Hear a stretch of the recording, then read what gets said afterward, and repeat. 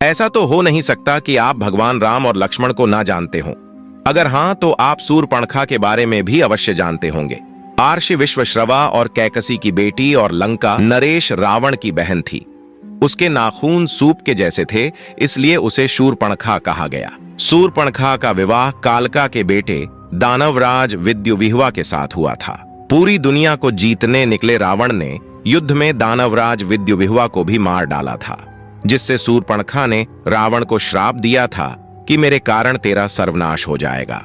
एक मान्यता यह भी है कि शूर्पणखा का पति दानवराज विद्युविह्वा विष्णु भक्त था और इसीलिए रावण ने उसका वध कर दिया था और अपनी बहन शूर्पणखा को भाई खर के पास भेज दिया था। खर दंडकारण्य में रहता था। इसी दंडकारण्य में श्री राम वनवास के समय रह रहे थे। ऐसे में श्री राम पर मोहित हुई शूर्पणखा ने श्री राम से विवाह की इच्छा जताई तो श्री राम ने मुस्कुराते हुए कहा कि मेरा विवाह हो चुका है, मेरा छोटा भाई लक्ष्मण अविवाहित है, तो तुम उसके सामने प्रस्ताव रख सकती हो।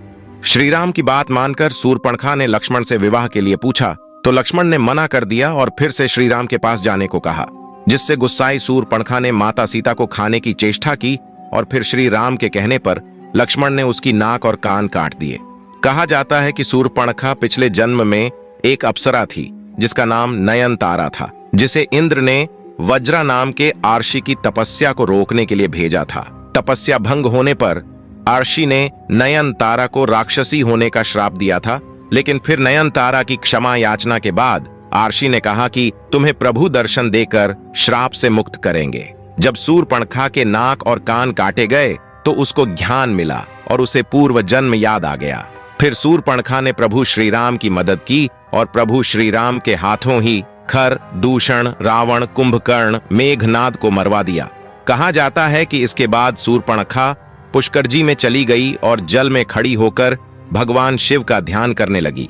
ये भी कहा जाता है कि शूर्पणखा ने रावण वध के बाद गुरु शुक्राचार्य के आश्रम में शरण ली थी। कहा यह भी जाता है कि शिव आराधना के बाद भगवान शिव ने शूर्पणखा को दर्शन दिए थे और कहा था कि द्वापर युग में जब श्री राम कृष्ण अवतार लेंगे तब कुबड़ा के रूप में तुम्हें कृष्ण से पति सुख मिलेगा। तब श्री कृष्ण तुम्हारी कुबड़ ठीक करके अप्सरा का मनमोहक रूप देंगे। ऐसी ही और वीडियो देखने के लिए हमारे चैनल सुंदर वचन को सब्सक्राइब करें। धन्यवाद।